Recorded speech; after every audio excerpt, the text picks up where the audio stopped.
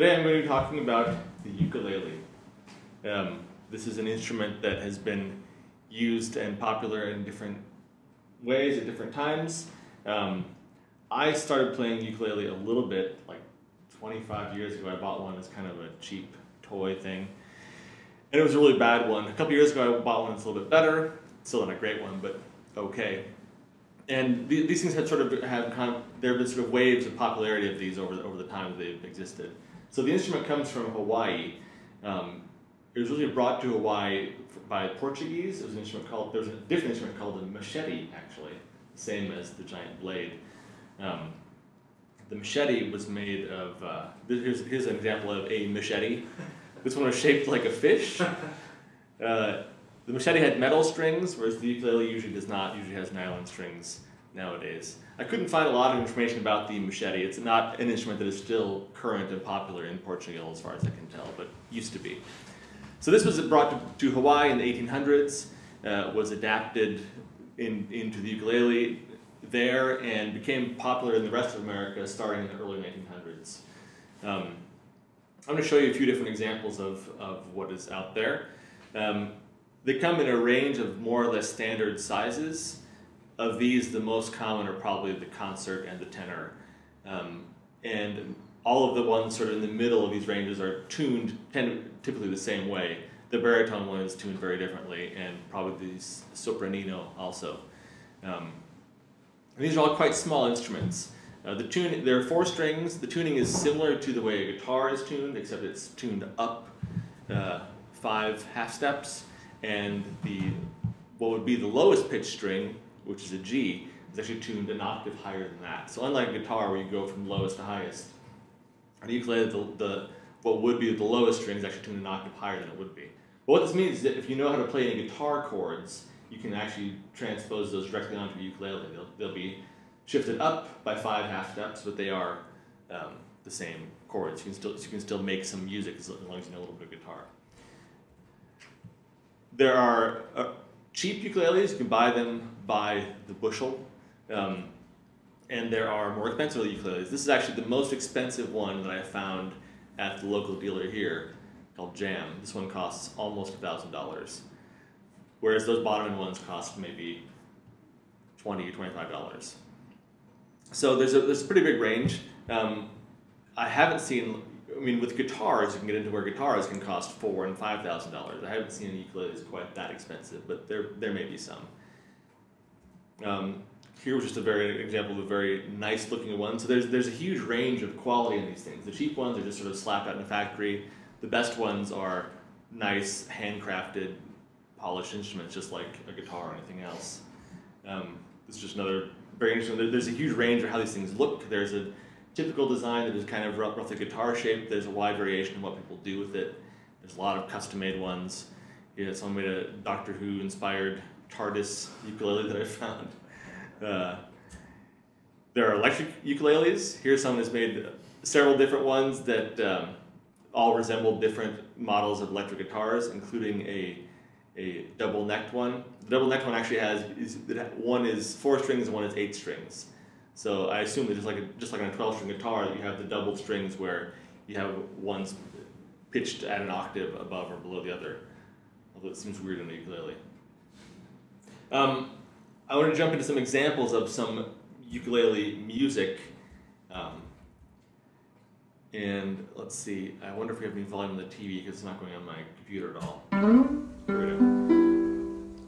So this is a guy called Arthur Godfrey, who's a very, very popular radio and TV host in the US in the 1950s. When I started talking to my dad about ukulele, he said, "Oh, have you ever heard of Arthur Godfrey?" And I was like, "No."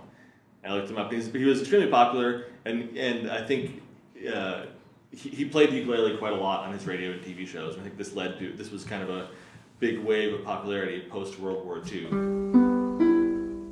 Girl met a boy, boy met a girl, once upon an ukulele. Boy couldn't play G-C-E-A on the lady's ukulele. Moonlit lagoons, tropical tunes, how she played her ukulele. Though he could pet dress on her pretty ukulele. Okay, so they tend to be, the songs that are associated with this instrument tend to be these kind of very simple things where you have a melody and you want to carry it with some chords. And compared to doing it with the guitar, the ukulele is so compact and easy to carry around with you that it's a more practical instrument for some situations. One of the better known figures, at least when I was growing up, there was a guy called Don Ho. Don Ho is a Hawaiian who was famous for a lot of things. He did a lot of music, played a lot of ukulele. On YouTube, I could find very little examples of him actually playing ukulele, but I found one. This is a clip from The Brady Bunch, which was a hugely popular TV show in the 60s and 70s, where Bobby and Cindy here, the two youngest in the family, are in Hawaii. Well, they're all in Hawaii. And Bobby's messing around with the ukulele, and suddenly Don Ho and his friend happen to wander down the street.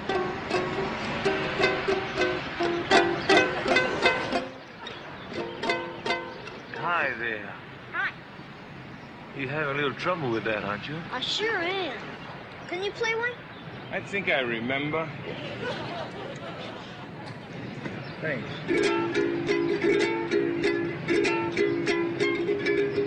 You're a lot better than Bobby. Thanks again. Can you sing something for us? Sure.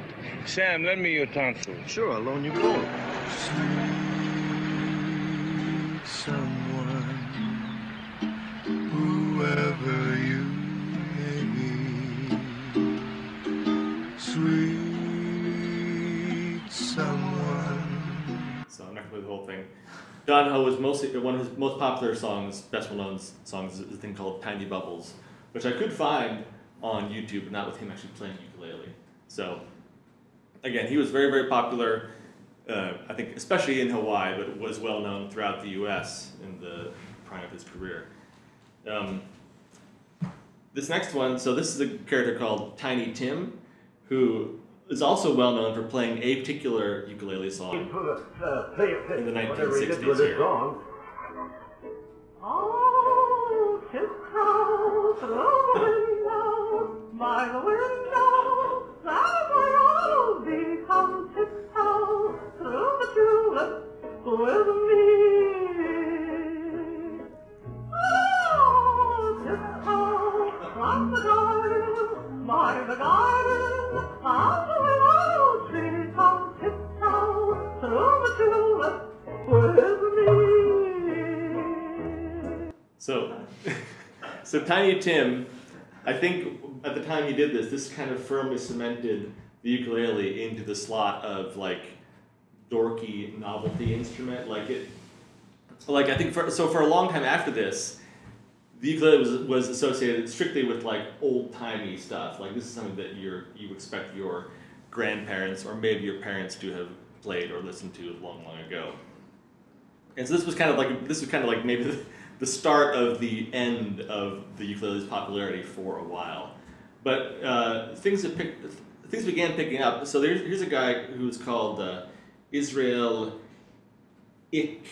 His last name Kamakawiwo'ole. I'm probably butchering that. He made a very famous rendition of Over the Rainbow. It's been used in a lot of different things, and people probably heard this.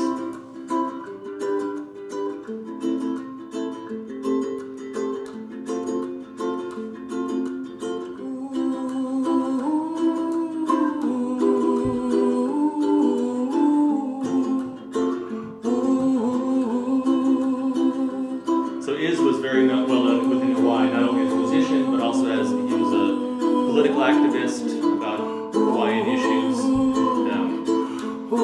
As you can see, unfortunately, morbidly obese throughout his life, which led to a probably quite too early death in the 90s. And he has a voice that is like very sort of sweet and smooth, and like I've heard this song, I'm sure a dozen times before I ever saw a picture of the guy. I was sort of like, wow, that's the dude. This next clip, this is a song by the band Train that was a huge radio hit that people have probably heard. And I think this kind of came along with the rise of a certain sort of there was kind of a resurgence in, say, the early 2000s. So this is an example of it.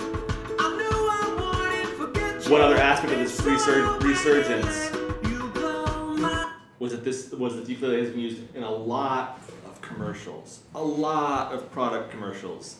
Here's one I found. Back at school? Hey, it's not that bad. We've got a gadget that'll impress all your friends. Check out Wads. Write, doodle, create. Look, it even changes color. So much fun, it makes school cool. It's also a crazy game. Load, aim, and fire at your interactive wad board. Compete with your friends and keep scores on your mobile device. Great. So a few years ago, the ukulele really became kind of it was a kind of a cliche to use this, and I think it still is, to use this in your product commercial. Like, it's just like, okay, here we go, another commercial for some other thing that's using the ukulele as a backing track. Now, some people have taken ukulele a whole different direction, done a whole lot more with it. This is a guy called Jake Shimabukuro. I'm probably also mispronouncing his name. I knew it. Yeah. Yeah, so this is he's quite well known. This is his version of Bohemian Rhapsody. I'm not going to play the whole thing. A bit of it.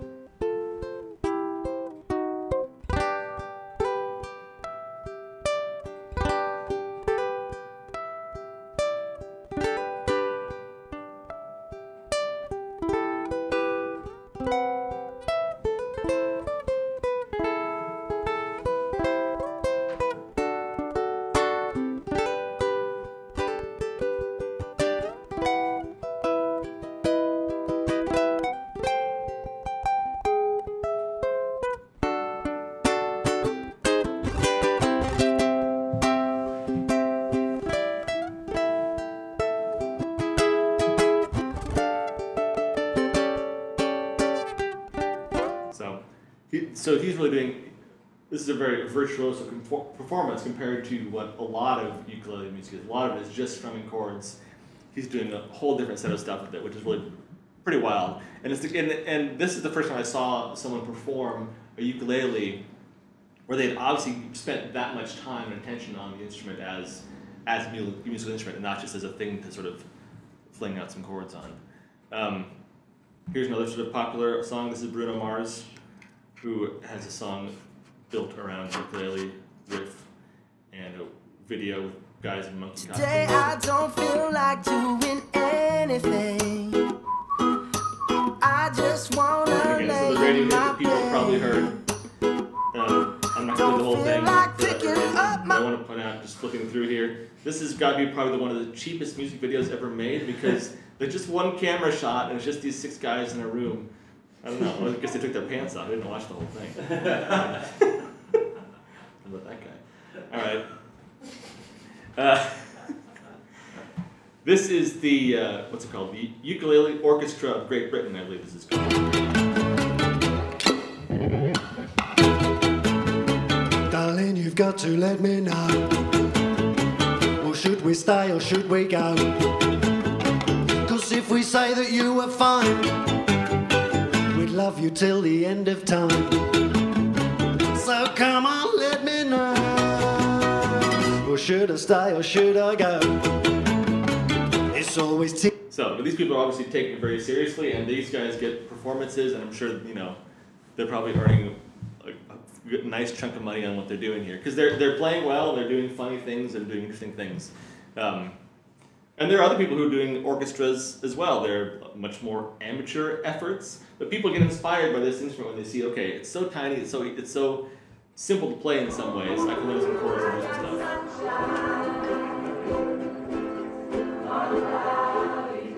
Because these are mostly amateurs, there's a group of people who were brought together on some sort of, I don't know what this is. And I don't know what they're doing. I don't know what the occasion is, but they got some people together, taught them some chords, got them playing a song.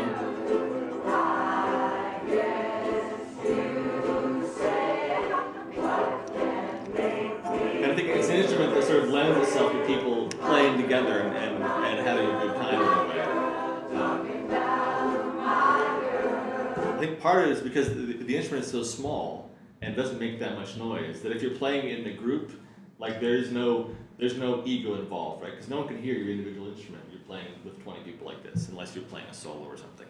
So everyone can sort of play together, and if you're making mistakes, that's fine. No one's going to notice. No one's going to care. Last thing I want to show you is this guy is called James Hill, I believe. Beyond being a ukulele performer, he's also an educator, and he works apparently with the Canadian educational system. Apparently in Canada, it's a huge thing that people learn ukulele as part of their education. I guess because again, it's an easy instrument to sort of deal with and teach, and it's it's cheap and whatever. So anyway, he's done also some amazing stuff, which you'll see here in a minute.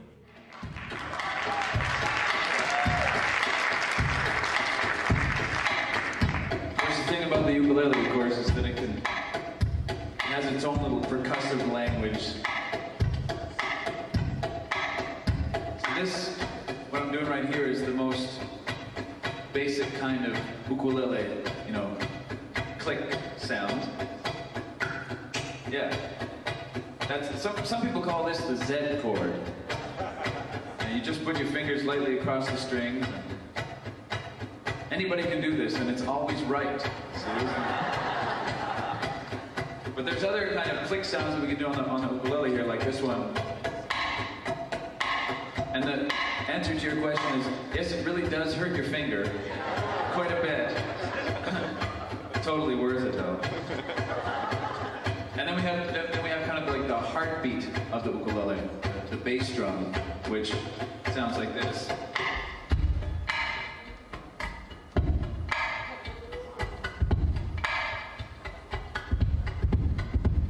You put it all together and you get the ukulele drum beat.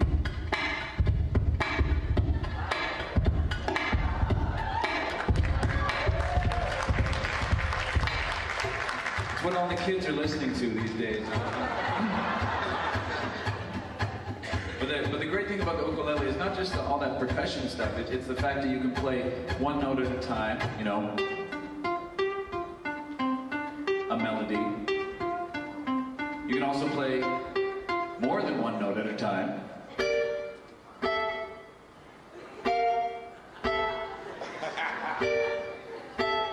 And of course the fun part is when you get to do a bit of juggling. And the juggling part, this is where it gets kind of tricky. So we'll start with the bass line.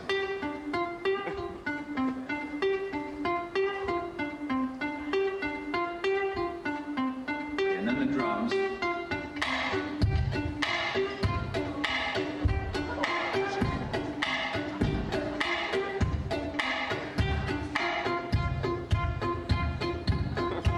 Here's the hard part.